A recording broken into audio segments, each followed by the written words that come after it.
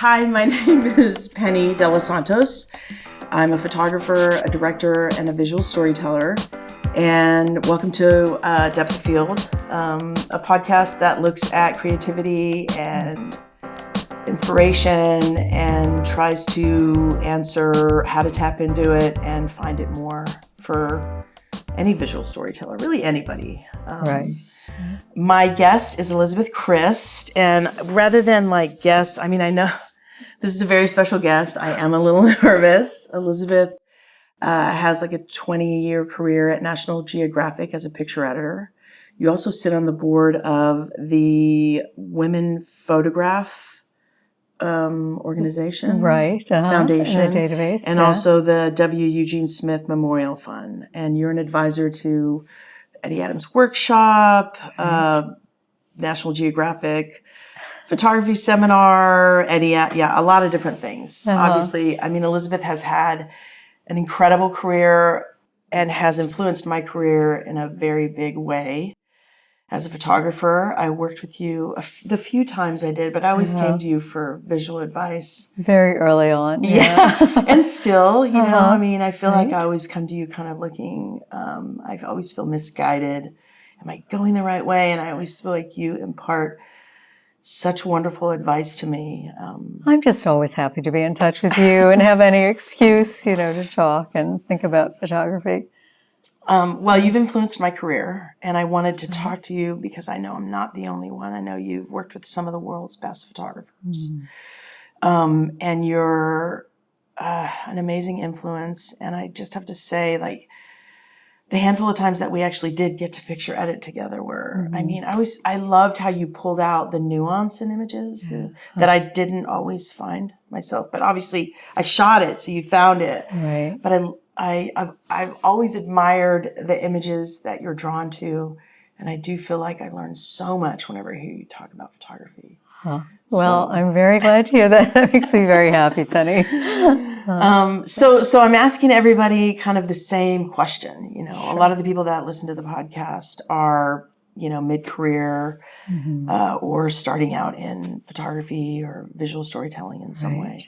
And so I'm like every creative person, you go through dry spells, trying to find creativity, trying to find inspiration.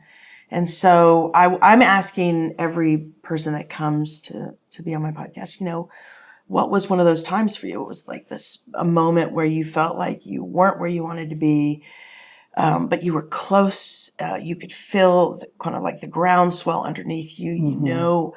In photography terms, you're about to have you're just about to have a really great shoot that's going to propel you to the next place where you want to be.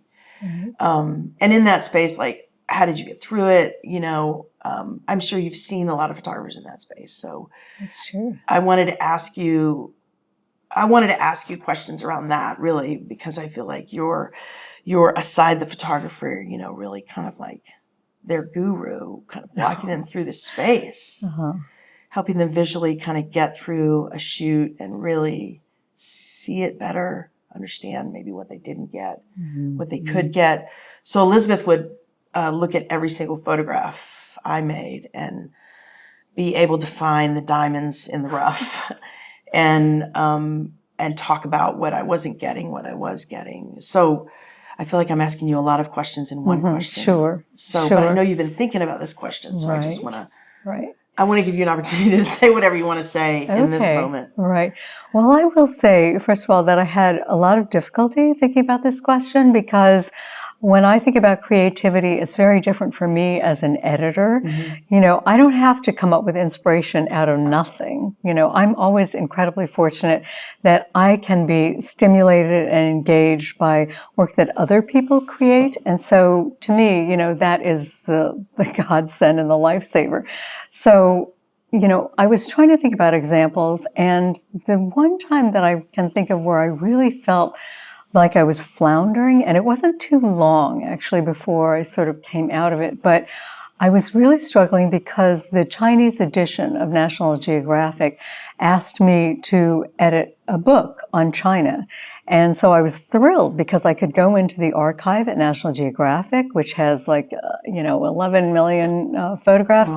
and basically pull out anything I wanted on China. And they had images from, before 1900, like from the late 1800s all the way until, I think I was working on this maybe around 2015, 2016. And so I was just looking at everything and I was just overwhelmed. I thought, well, how am I going to shape this? I mean, I could go through and pick out all the pictures that I liked, but how would I organize it, And I felt like it was my responsibility, not really the responsibility of the publisher, to figure out, and I love cats, but I have a cat visiting Elizabeth right now. Yeah. Come here, Woody. Right. So I think that Woody should be the star of this podcast. I really was just kind of, trying to swim through all of these just myriad, the multitude, the incredible overabundance of images, trying to figure out what to do.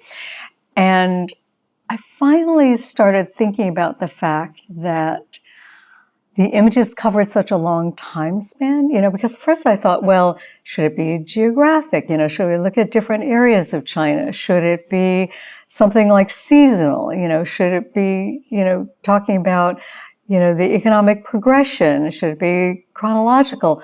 But what really appealed to me was the fact that they had all these images from the late 1800s until, 2015. And so I started pairing things as then and now pairings, sort of looking at extreme contrast.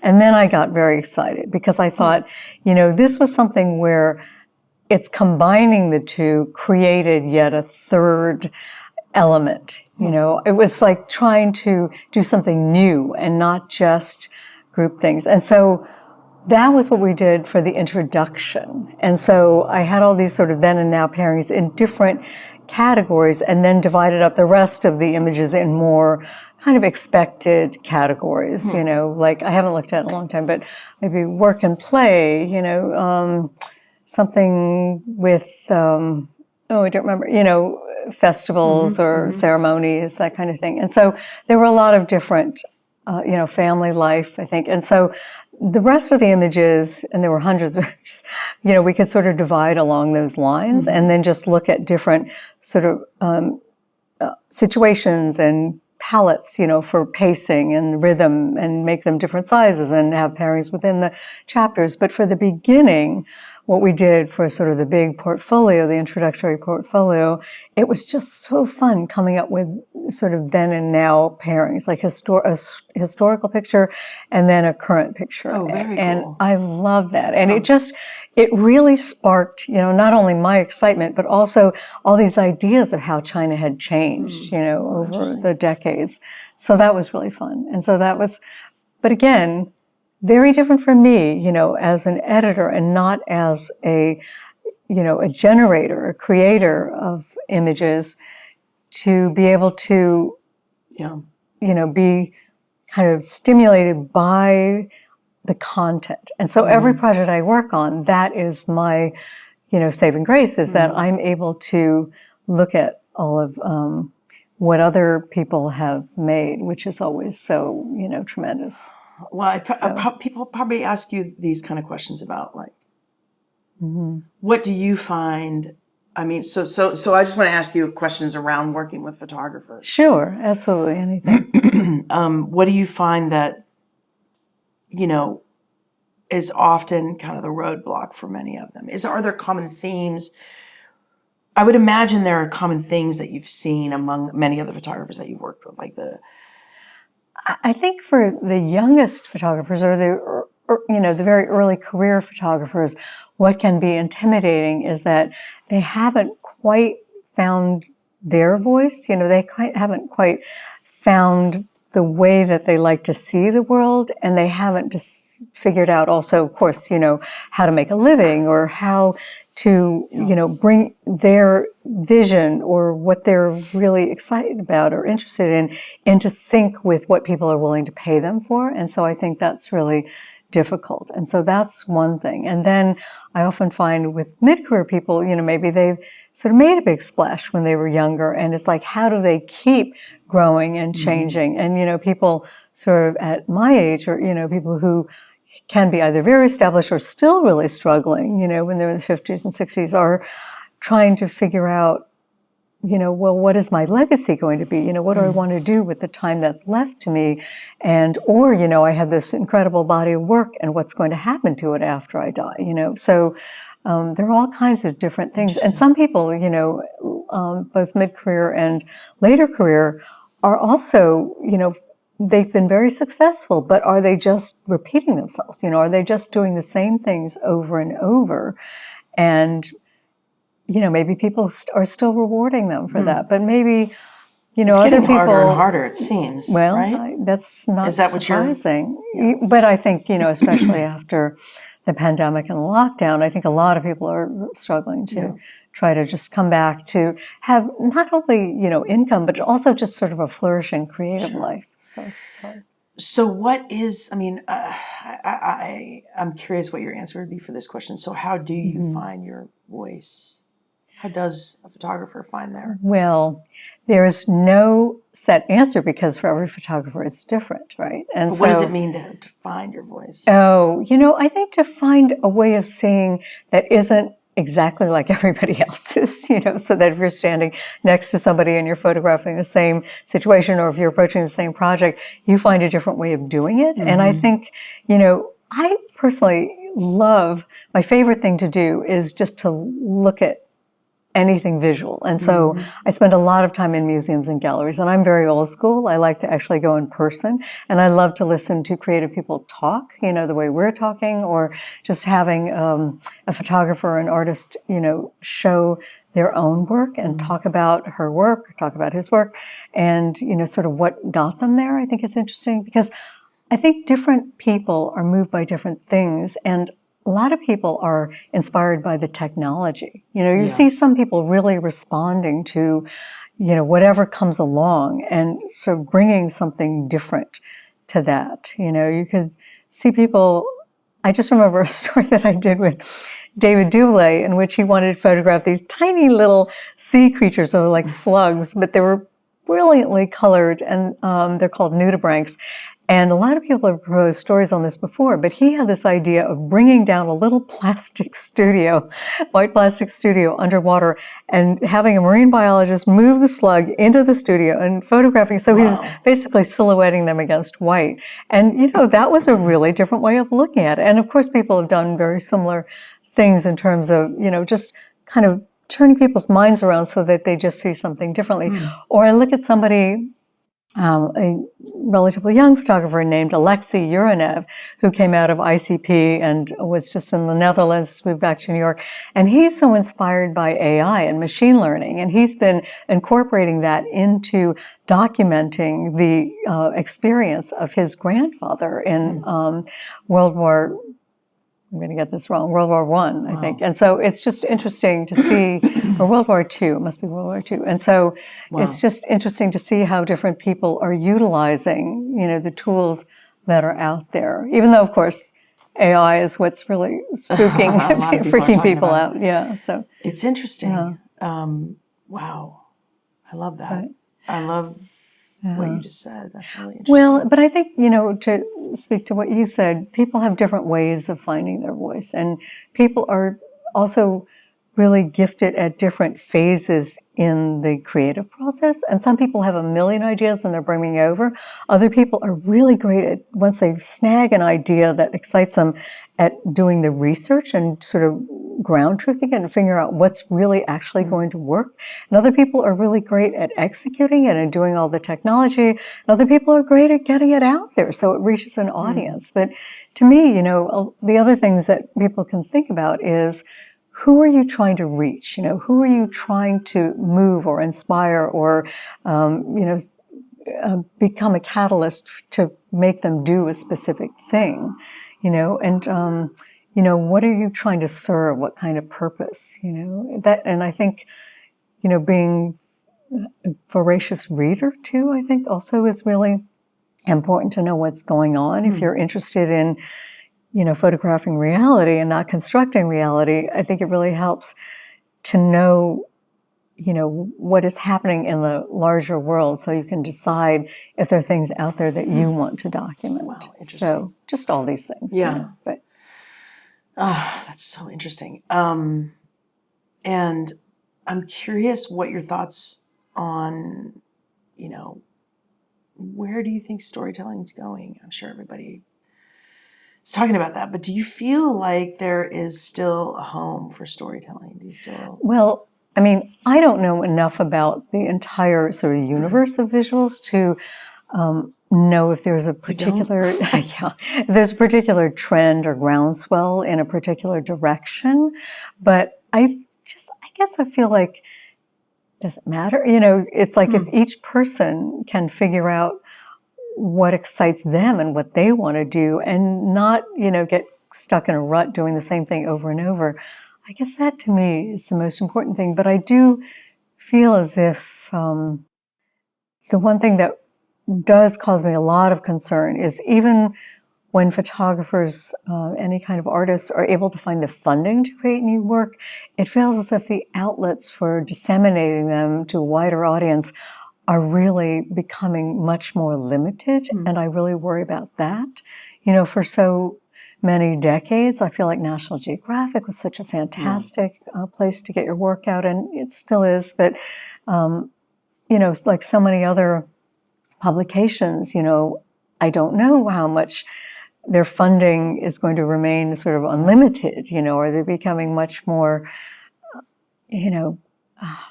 restricted in sort of what they can fund and, the kinds of ideas that they want to put out there.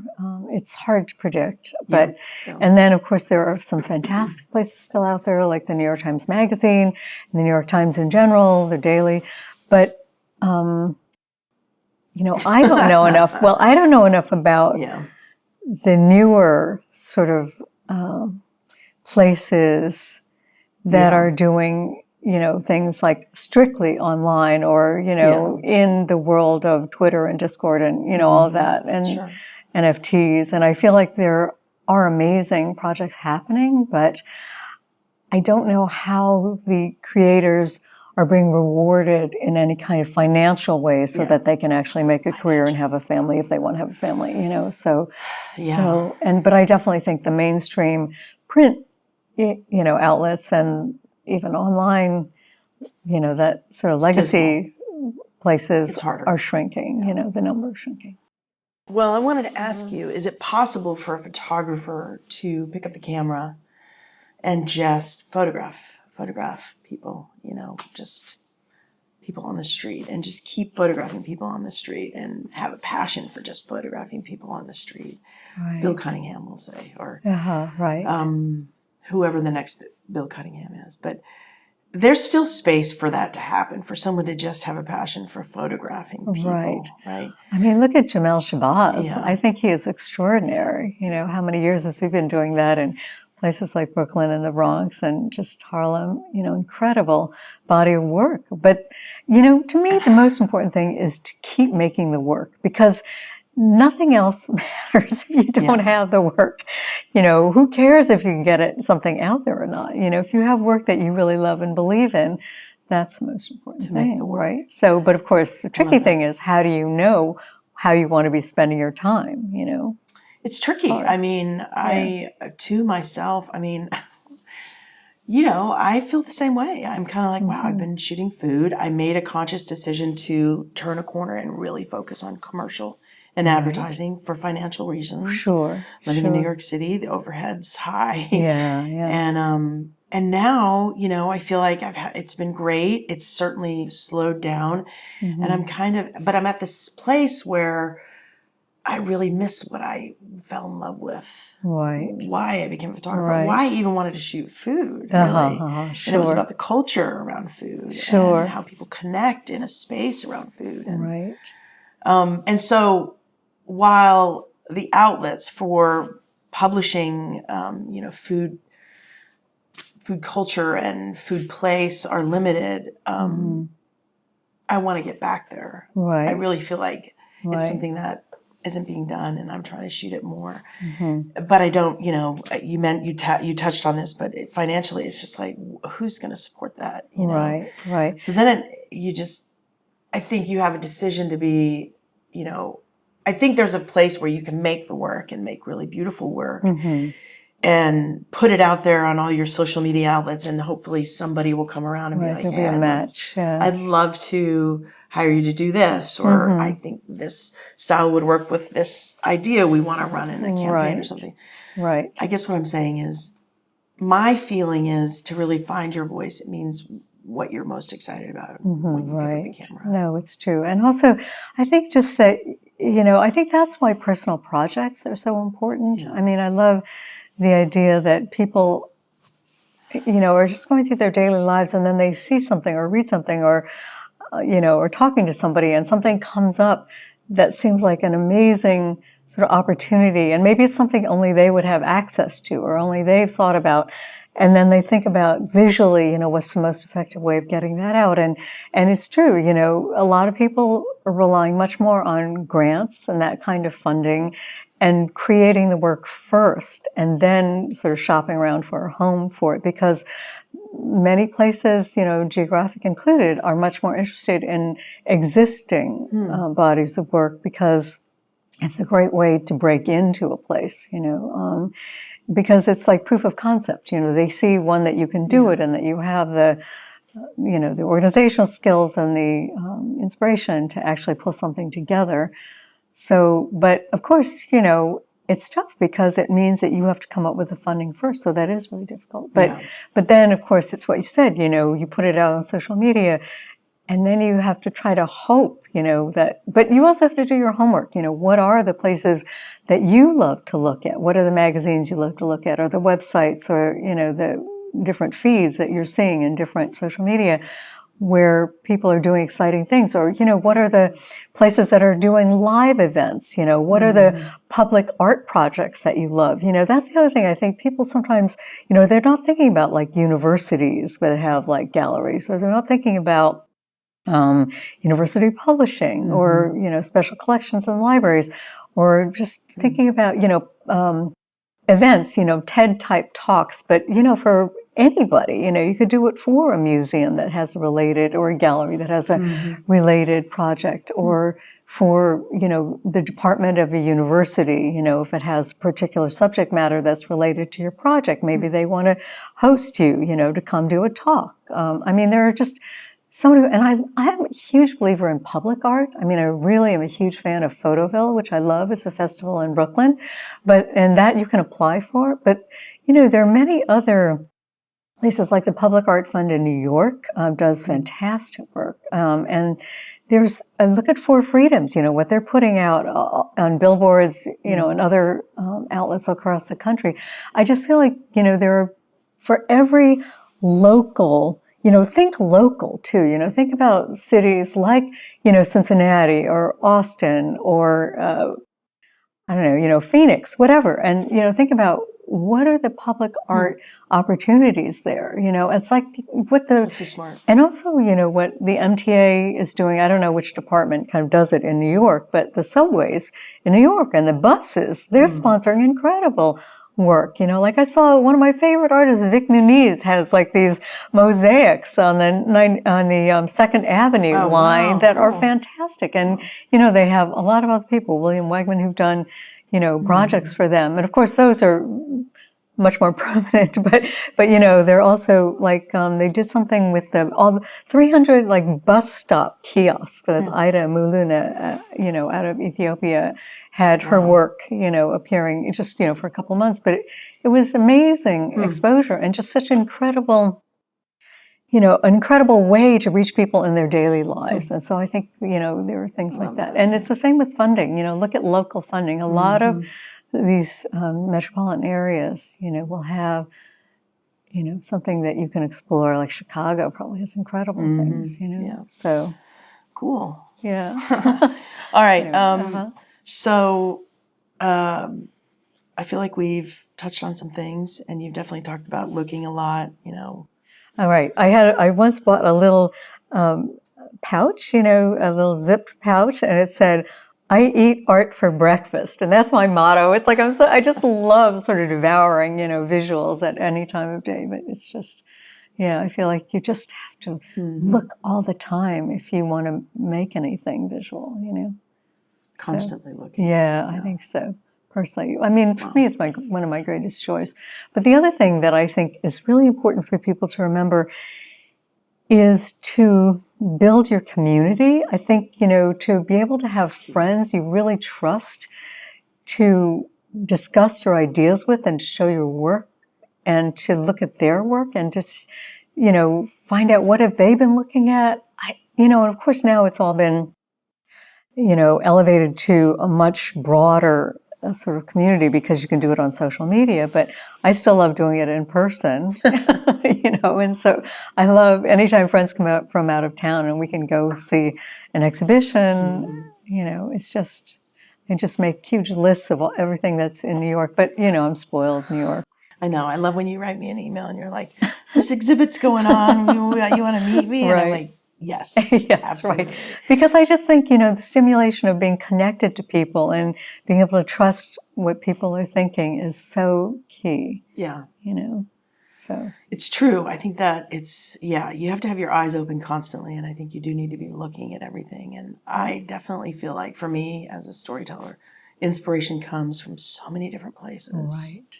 Right. I mean, I think that's one of the reasons why I love living here in the city. Sure. Because there's so many just new ideas thrown at me constantly. Right. Just on the subway, you're like, whoa, okay. Yeah. Culture really gets thrown at you here, It's true. And I love that. Right. I love that it's, I also love when I'm outside the city because it's like, whoa. No, it's true because then it's like so fresh, to be in a completely different environment. It's true.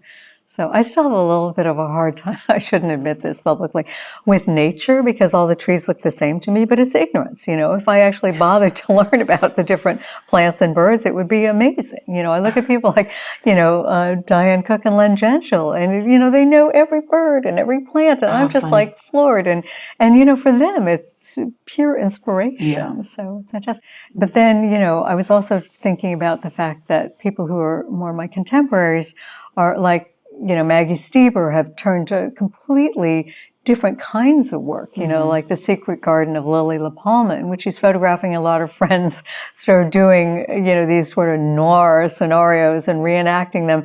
And, she won a Guggenheim with them. And it was so completely different from the photojournalism she'd been doing in places like Haiti. Amazing. Or, like Lynn Johnson, who after, decades working for National Geographic, and she's still working for them, but she sort of has taken one of those projects and went off on her own and has been doing so much with, children who are benefiting from the use of cannabis, to sort of treat different sort of medical conditions that they have if they're fragile, or some of the kids who are on the autistic spectrum. And then, but also I look at someone like, my brother-in-law, Bob Krist, who just fell in love with video. He wanted to retire years ago, and then he discovered video, and he's like completely addicted to it, and he can't stop. And he's just lucky enough that, some of the pieces that he made have been picked up by different people. And he loves doing profiles. And, Wondrium just sent him around the world to do a series of little films, which they just sold as a course. So, but also I mentioned, Josue Rivas, who,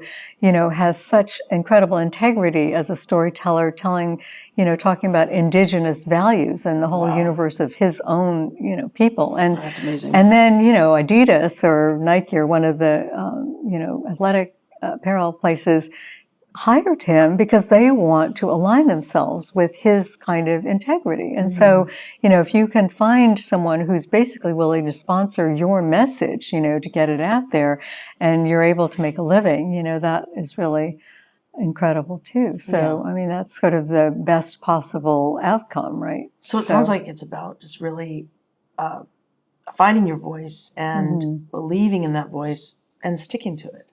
Right. I think so, but not getting so mired in it or so comfortable in it after a while that you stop wanting to learn and look at new opportunities, or you stop wanting to investigate new technologies, So, and that of course brings up the whole question of AI, but that's maybe a whole different podcast for you. So yeah, for but sure. I love that. So, I mean, that kind of answers my question for sure for me. And, I think I just have to keep at it. But I keep also staying think open. if you can find organizations that you can sort of work with. I work with people now. I choose the projects because I love the people. I love to spend time with them. Like people like Elodie Maestor or Jenny Stratton at Catchlight, I think are fantastic. Adriana Garcia, Erica, they're so wonderful. And I love working with them. And so, we worked on a visual storytelling summit this year. And also they're doing the local journalism initiative, which I think is so important. Yeah, it's really cool. one of the, hopes that I have for democracy actually surviving in this country, is to be able to reinvigorate the local journalism scene. And so if you can find organizations, that are able to, sort of support your values and you can work with them and support them, that's, again, the best of all possible worlds, right? It is. So, It is. And I think, at least in my experience, I've found that when I am working towards, doing something that I love, the clients actually just come.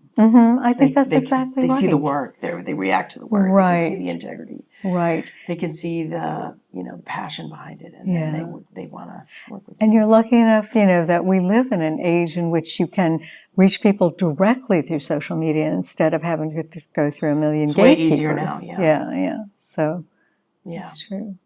A lot of social media, I think, has, in a lot of ways, made becoming a photographer and being a storyteller a lot easier. It also puts a lot of pressure on you. I understand that. You have many more dimensions to your job, to your role than you had before.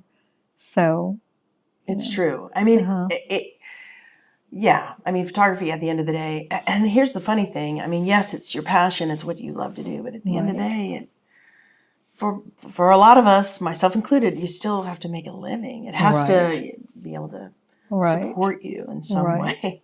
But it's great to work for a lot of clients, I think, to see, who you like to work with and what kinds of jobs you like to do also. I kind of was for many, many years of the philosophy of just never say no, just say yes to everything and just try everything. But of course, now I'm paying for that and I'm really trying to scale back. But I think, for people in your stage of your career, everything is an opportunity, right? Yeah. So, I mean, and again, as long as you believe in what you're doing and what they're doing, so. It's true. I mean, of all the photographers you worked with, is there a common denominator among the most successful ones? Is there something you noticed that they have or a practice that they, That's a really excellent question. I would say the first thing that pops into my mind when you said that was most of the photographers I'm most excited to work with are the ones who have an absolutely unquenchable curiosity. It's just, they want to know, they just want to know. And I think that that's one thing that, we meaning, the director of photography at National Geographic was also looking for people who were so passionate about what they did.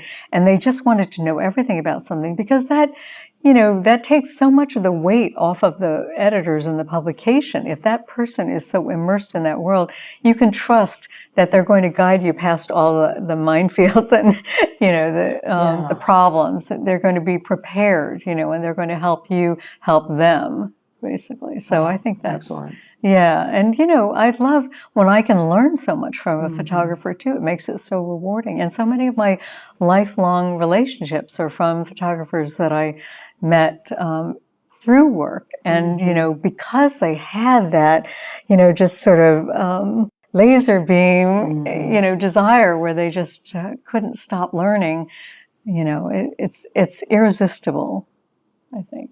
So I love that. Yeah. I think that's a perfect place to end. Okay, great. I feel like it's been incredible. Wonderful Thank you so to talk much. to you. Yeah, I hope people. I'm probably going to have you on again because Okay. I know that there's going to be like many other things I want to ask you about. Okay, well, you should. There are 10 million people out in the world you should talk to first before you come back to me. But I'm Okay. happy to talk to All right, to I'll all of listen you. to you. So, yeah. Well, thank you, Elizabeth. Sure. Thank you, all of you, for watching Depth of Field, my podcast. You can listen to it on any place you listen to find your podcast: Spotify, Apple, iTunes. Thank you again, Depth of Field. I'm Penny De Los Santos, your host. Elizabeth Krist, our guest. Peace out, everybody.